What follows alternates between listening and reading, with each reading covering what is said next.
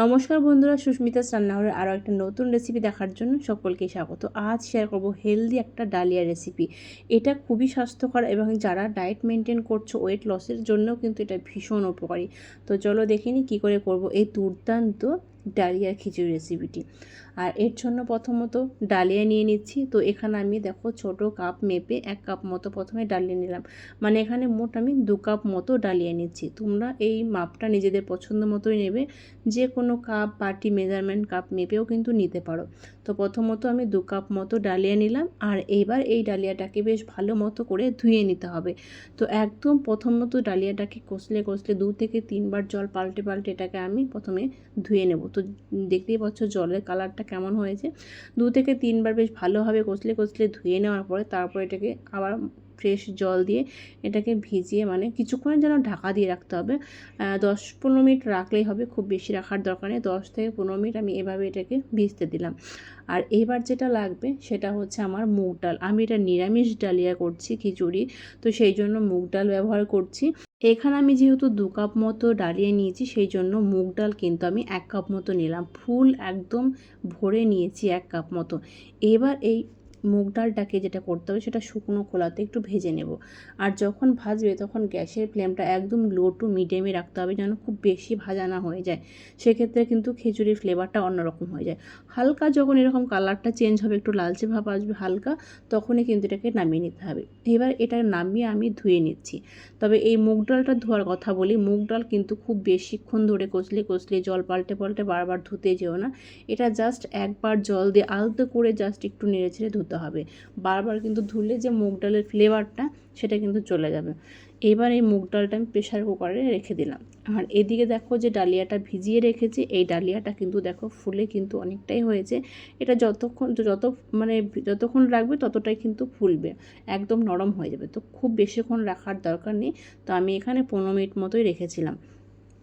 এবার জল থেকে ডালিয়াগুলো তুলে আমি প্রেশার কুকারে দিয়ে দিচ্ছি। আমি যেহেতু পুরোপুরি এই ডালিয়ার খিচুড়িটি একদমই অন্যরকমভাবেই করব, তো সেই জন্য প্রথমে মুগ ডাল আর ডালিয়া দুটো আমি একসাথে কুকারের মধ্যে কিন্তু নিয়ে নিচ্ছি। এবার এখানে জল দিচ্ছি, আর জলের পরিমাণটা নিজেদের পছন্দ মতো দেবে। আমি এখানে আন্দাজ করে এখানে 2 গ্লাস মতো কিন্তু জল হবে।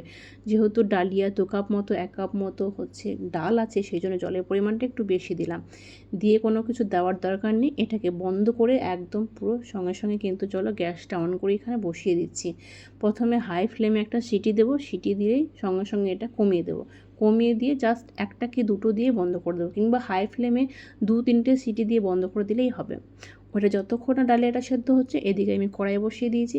পরিমাণ মতো সাদা তেল ব্যবহার করছি। নিজেদের পছন্দ মতো সর্ষের তেলেও দিতে পারো, আমি সাদা তেল ব্যবহার করলাম।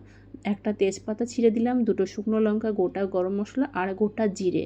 ফোড়নটা কিছুক্ষণ নাড়াচাড়া করে নেওয়ার পরে যখন কালারটা চেঞ্জ হবে তখন একটা বড় সাইজের আলু দেখো ছোটো টুকরো করে কেটে রেখেছি, সে আলুটা আমি দিয়ে দিলাম। এবার কিছুক্ষণ নাড়াচাড়া করে নেওয়ার পরে এর মধ্যে সামান্য নুন দিলাম। নুনটা দিয়ে আরও কিছুক্ষণ মতো নাড়াচাড়া করে নিলাম। এই সময় গ্যাসের ফ্লেমটা অবশ্যই লো টু মিডিয়ামে রাখবে। এবার চেরা কাঁচা লঙ্কা দিলাম 3-4টে, আর একটা বড় সাইজের টমেটো একদম ছোট করে কেটে রেখেছি সেটাও দিয়ে দিলাম। যতক্ষণ এটা কষানো হচ্ছে এদিকে দেখো কিন্তু আমার কুকারটা ডালিয়াটা যে বসিয়েছিলাম কুকারে সেখানে 2টো সিটি পড়ে গেছে। তো এটা আমি পুরোপুরিভাবে বন্ধ করে দিয়েছি। আর এবার এখানে আমি দেখো আদা গ্রেট করে রেখেছিলাম 1 চামচ মতো, সেটাও দিয়ে দিলাম। বেশ ভালো মতো করে আদাটা দিয়ে কষিয়ে নিয়েছি। মানে যতক্ষণ না এটা কাঁচা গন্ধটা যাচ্ছে ঠিক ততক্ষণ পর্যন্ত কষিয়ে নিলেই হবে। কষিয়ে নেওয়ার পরে এবার এখানে জল দিলাম। জলটা অবশ্যই দেবে। জলটা এই কারণে দিলাম যে রেগুলার কিছু গুঁড়ো মশলাগুলো অ্যাড করছি, সেটা যেন পুড়ে না যায় সেই জন্য।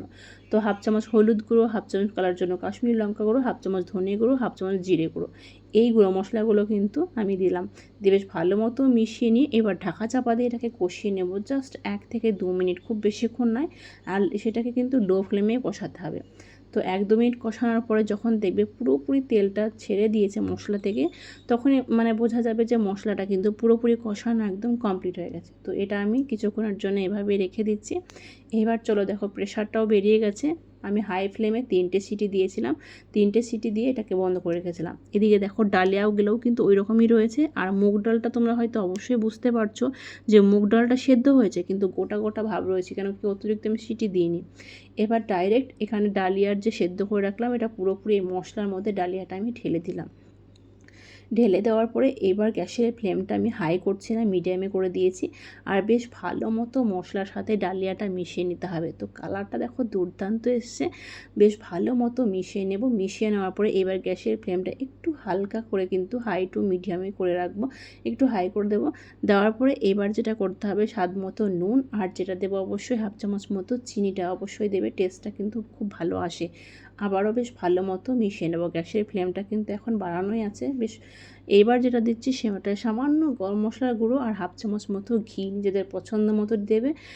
এখানে বাটারও ব্যবহার করতে পারো। বেশ ভালো মতো করে আবারও একটু মিশিয়ে নিচ্ছি। আবারও বেশ ভালো মতো মিশিয়ে নিয়ে লাস্টে যেটা দেবো সেটা হচ্ছে ধনেপাতা কুচো। ব্যাস মিশিয়ে নিলে রেডি দুর্দান্ত ডালিয়ার খিচুড়ি। এটা হচ্ছে যারা ডায়েট মেনটেন করছো তারাও খেতে পারো, আর ওয়েট লসের জন্য কিন্তু এটা খেতে পারো। খুবই হেলদি, এটা ছোট বড় সকলেই খেতে পারে। এটা রাতের ডিনারেও খেতে পারো, ব্রেকফাস্টেও খেতে পারো, বাচ্চাদের এটা টিফিনেও দিতে পারো। যদি ভিডিওটি ভালো লাগে অবশ্যই লাইক কমেন্ট বেশি বেশি করে প্রিয়জনদের মাঝে শেয়ার করে দিও।